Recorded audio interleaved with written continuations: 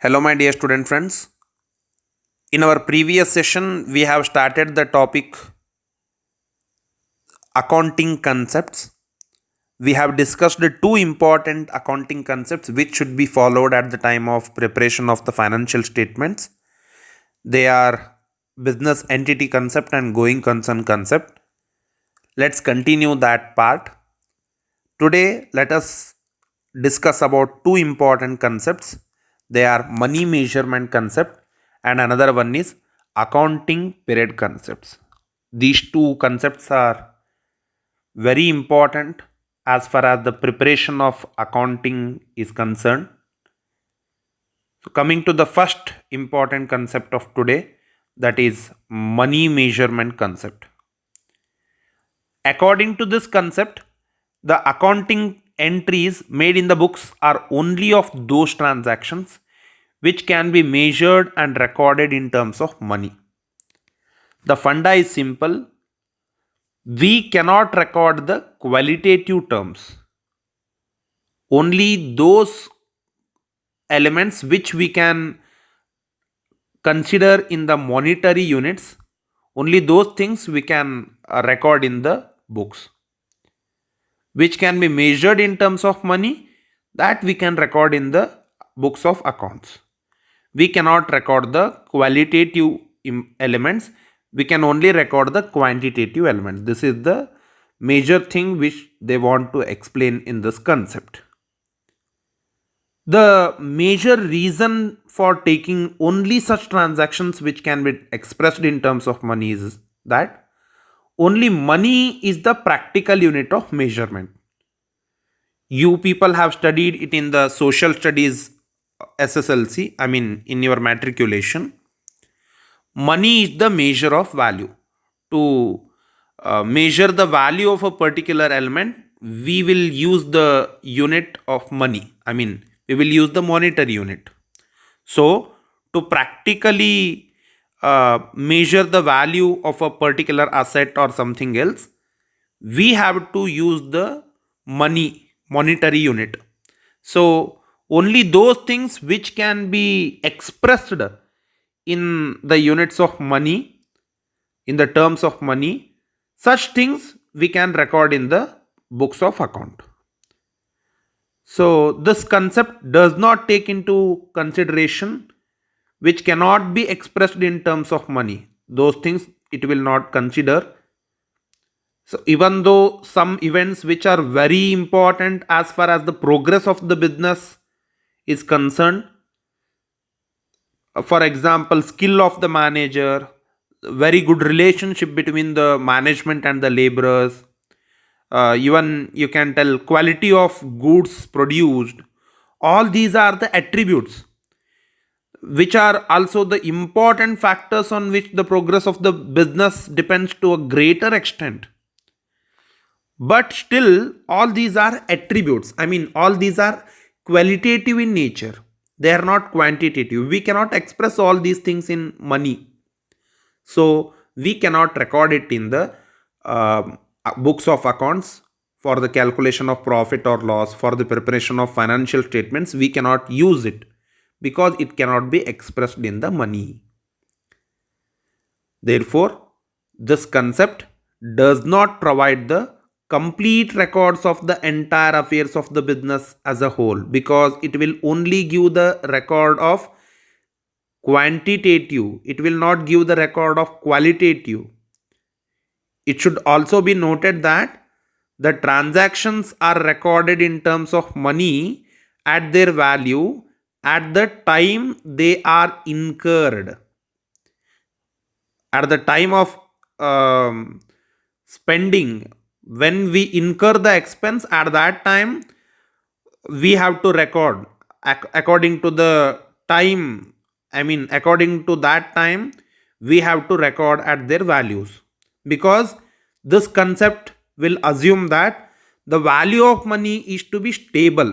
Actually, the value of money will fluctuate, but according to this concept, we have to assume that this concept will assume that the value of money to be stable.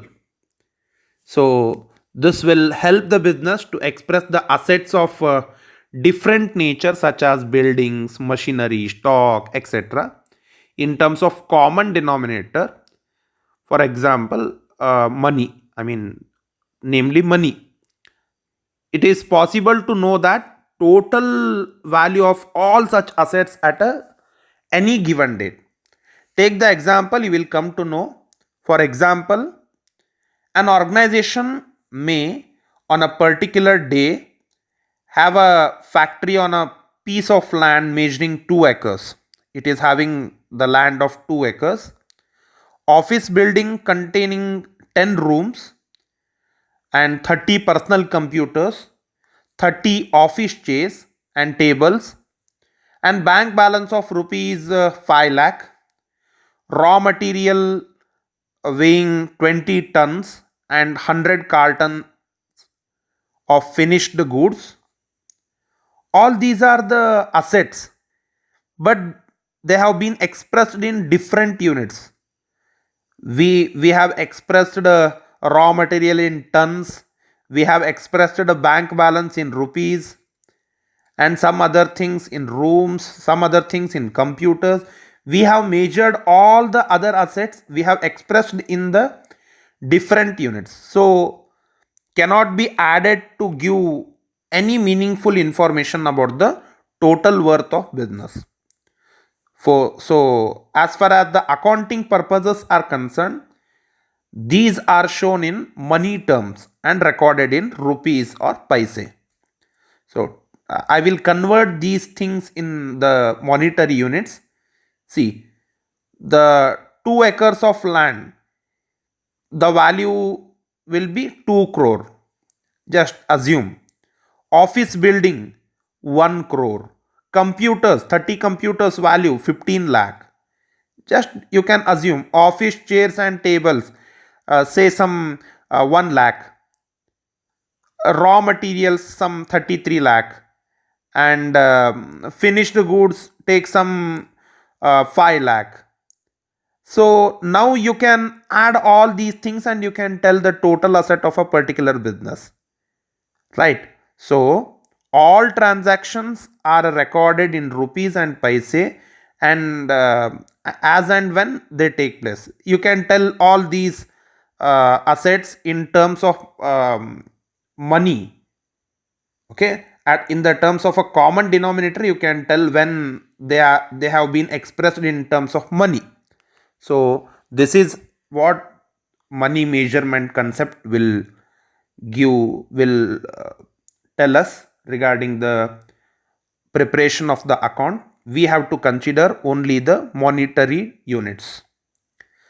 Coming to the next important concept, that is accounting period concept.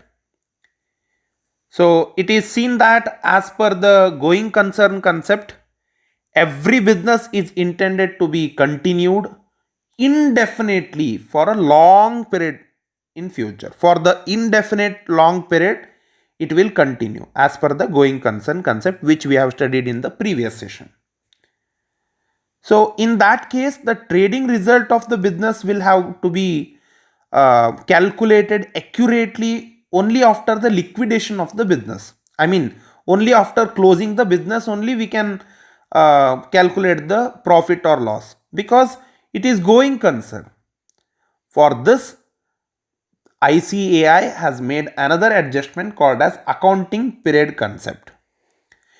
Accounting period refers to the span of time at the end of which the financial statements of an enterprise are prepared to know whether it has earned profits or it has incurred losses during the period, and what exactly the position of assets and liabilities at the end of that period. To know the exact position and to know the profit or loss, we have to prepare the financial statements, and the span of time at the end of which the financial statements are prepared.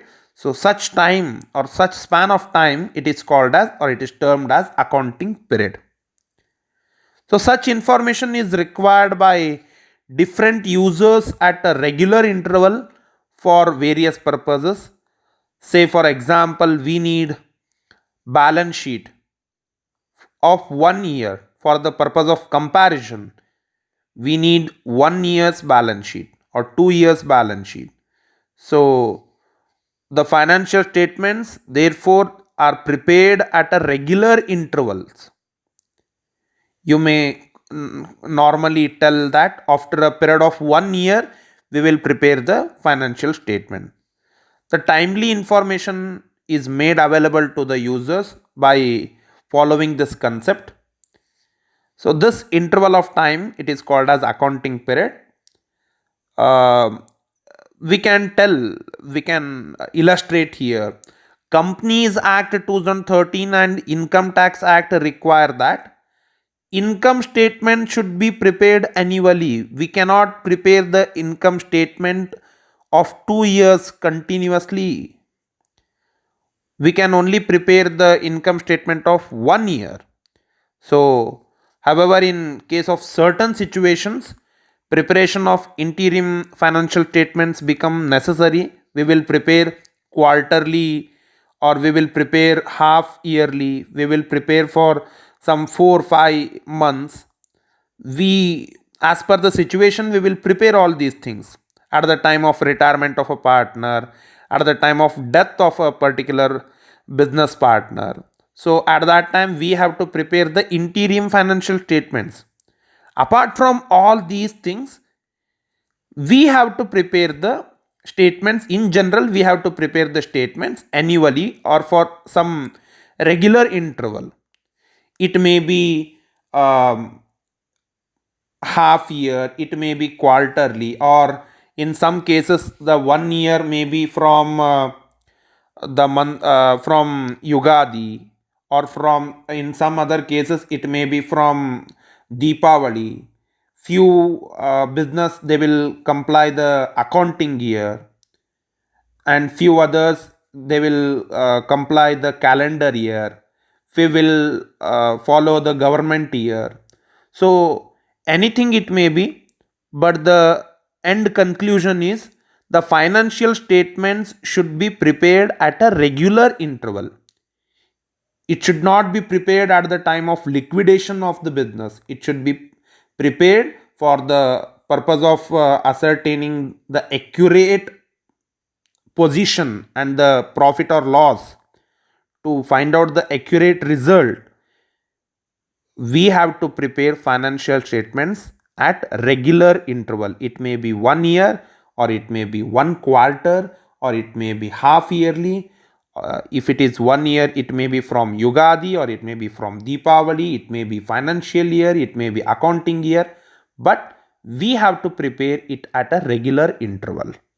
This is the major thing regarding the accounting period concept. Fine. With few more concepts, let us meet in the next session. Thank you.